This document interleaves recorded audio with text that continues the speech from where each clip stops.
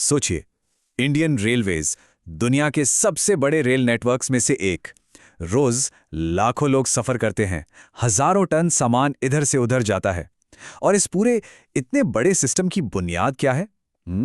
बस ये स्टील की दो पटरियां, जो दिखने में कितनी सिंपल लगती हैं, लेकिन जो चीज जितनी सीधी दिखती है अक्सर उतनी सीधी होती नहीं है। तो सवाल यही है, एक मामूली सी दिखने वाली स्टील की पटरी आखिर कैसे 1000 टन की ट्रेन को संभाल लेती है, जो 160 किलोमीटर प्रति घंटे से भी तेज दौड़ रही हो? ये सिर्फ स्टील की दो लाइनें नहीं हैं। नहीं, ये इंजीनियरिंग का एक कमाल है। एक ऐसा चमत्कार जिसे बनाया ही गया है जबरदस्त फोर्सेस का सामना करने के लिए। तो चलिए इसकी गहराई में उतरते हैं। देखिए, किसी भी बड़ी चीज की तरह रेलवे ट्रैक की कहानी भी जमीन से ही शुरू होती है, बिल्कुल बुनियाद से। और सबसे बड़ा चैलेंज यहीं आता है, एक ऐसी मजबूत, ऐसी सॉलिड फाउंडेशन तैयार करना जो बार बार आने वाले उस भारी दबाव को बिना हिले डुले झेल सके। अब जरा इमेजिन कीजिए कि अगर फाउंडेशन ही कमजोर हो तो क्या होगा।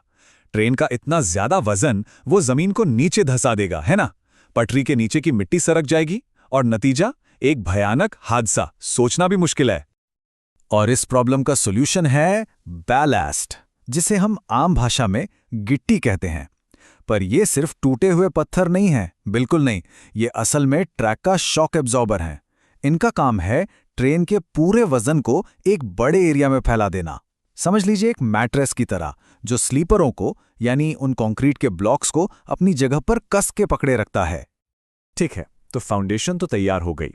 अब आते हैं उन पार्ट्स पर जो इस फाउंडेशन के ऊपर टिकाए जाते हैं, वो हिस्से जो ट्रेन से आने वाले डायरेक्ट फोर्स को झेलते हैं। हाई स्पीड ट्रैक बनाना बिल्कुल एक प्रिसाइज रेसिपी फॉलो करने जैसा है। सब कुछ बिल्कुल नाप तोल कर। अगर 130 किलोमीटर प्रति घंटे से ज्यादा स्पीड चाहिए तो सबसे हेवी ड्यूटी सामान इस्तेमाल करना होगा, मतलब 60 किलोग्राम वाली रेल। इसका मतलब है कि रेल का हर 1 मीटर का वजन 60 किलो है। फिर आते हैं पीएससी स्लीपर्स, यानी प्री स्ट्रेस्ड कंक्रीट के स्लीपर्स, और बैलास्ट की कम से कम 350 मिलीमीटर मोटी तय, कुछ भी कम नहीं चलेगा।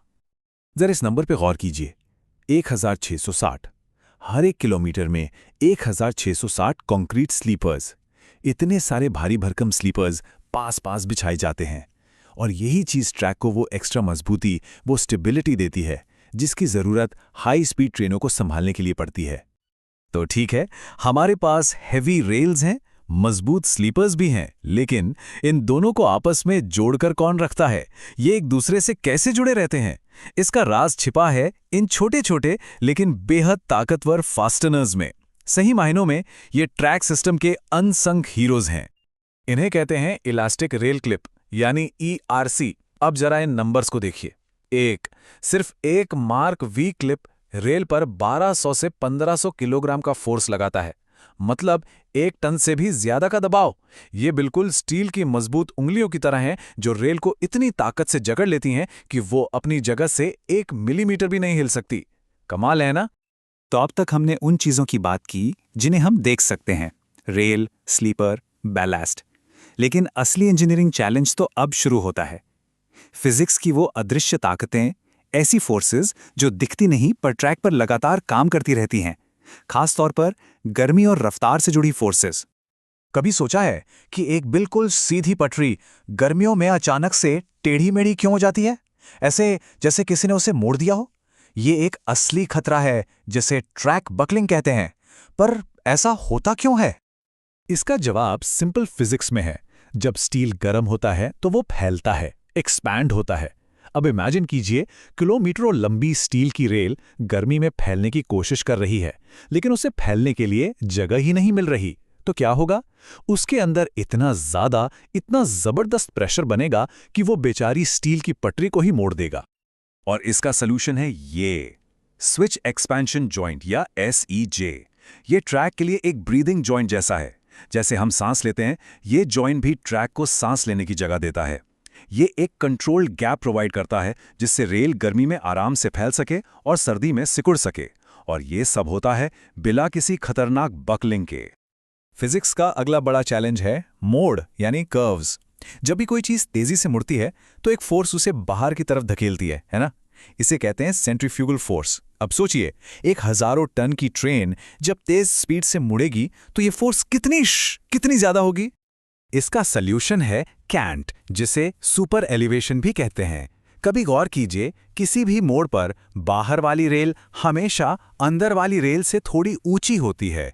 इससे क्या होता है, ट्रेन थोड़ी सी अंदर की तरफ झुक जाती है, बिल्कुल वैसे ही जैसे किसी कार रेस के ट्रैक पर मोड़ बने होते हैं। ये हल्का सा झुकाव उस बाहर की तरफ लगने वाले सेंट्रीफ्यूगल फोर्स को बैलेंस कर देता है और ट्रेन सेफ तरीके से मोड़ पार कर जाती है। तो हमने एक मजबूत ट्रैक बना लिया है। ये भारी वजन भी सह सकता है और फिजिक्स की अदृश्य ताकतों का सामना भी कर सकता है। लेकिन काम यहां खत्म नहीं होता, बिल्कुल नहीं। रेलवे ट्रैक कोई ऐसी चीज नहीं है जिसे एक बार बनाकर भूल जाएं। इसे लगातार 24/7 निगाह में रखना पड़ता है। इसका मेंटेनेंस जरूरी है। सोचने वाली बात है, दुनिया की सबसे मजबूत चीजें भी लगातार इस्तेमाल से घिसते घिसते कमजोर पड़ जाती हैं। और ट्रैक का तो काम ही यही है। हर रोज हर घंटे उस पर से ट्रेनें गुजरती हैं और हर ट्रेन ट्रैक पर थोड़ा सा असर, थोड़ा सा वियर एंड टेयर छोड़ जाती है और वक्त के साथ ये छोटा छोटा नुकसान बड़ा हो जाता है। इसीलिए रेलवे मैनुअल में उन सभी पॉसिबल डिफेक्ट्स की एक लंबी लिस्ट है जिनकी इंस्पेक्टर्स को हमेशा तलाश रहती है, जैसे कि व्हील बर्न यानी पहियों के फिसलने से बने जलने के निशान, कोरोजन यानी जंग लगना, रेल के सिरों का चिपटा हो जाना या रेल की सतह का घिस जाना। बहुत कुछ है जिसका ध्यान रखना पड़ता है। इसी वजह से एक बहुत ही डिटेल्ड, बहुत ही मेटिक्यूलस इंस्पेक्शन सिस्टम बनाया गया है। इंस्पेक्टर्स रेगुलर बेसिस पर ट्रैक को चेक करते हैं और वो सिर्फ आंखों से नहीं देखते। उनके पास खास टूल्स होते हैं, बहुत प्रिसाइज उपकरण होते हैं जो छोटी से छोटी कमी को भी पकड़ लेते हैं। अच्छा, तो ये जांच होती कैसे है? एक एग्जाम्पल से समझते हैं। रेल के जॉइंट्स पर जो घिसाव होता है उसे बैटर कहते हैं। अब इसको नापने के लिए इंस्पेक्टर्स एक बिल्कुल सीधे स्केल का इस्तेमाल करते हैं और वो मिलीमीटर के भी हिस्से तक की कमी को नापते हैं। यही बारीकी सेफ्टी को इंश्योर करती है। और ये सारा डेटा जो इतनी मेहनत से इकट्ठा किया जाता है, ये कहीं वेस्ट नहीं होता। इसे ट्रैक मैनेजमेंट सिस्टम यानी TMS जैसे सेंट्रल सिस्टम में फीड किया जाता है। ये सिस्टम क्या करता है? ये इंजीनियर्स को पैटर्न्स देखने में मदद करता है, प्रॉब्लम्स को आने से पहले ही प्रिडिक्ट कर लेता है और मेंटेनेंस की प्लानिंग करने में हेल्प करता है ताकि कुछ गलत होने का चांस ही ना रहे। तो अगली बार जब ट्रेन का सफर हो तो एक बार नीचे पटरियों पर जरूर नजर डालिएगा। वो सिर्फ स्टील की 2 लाइनें नहीं हैं, वो एक कॉम्प्लेक्स, हमेशा मॉनिटर होने वाला इंजीनियरिंग सिस्टम है जिसे हर मुसाफिर को सुरक्षित रखने के लिए डिजाइन किया गया है। और जैसे जैसे टेक्नोलॉजी आगे बढ़ रही है, ये अदृश्य चमत्कार और भी स्मार्ट और भी बेहतर होता जा रहा है।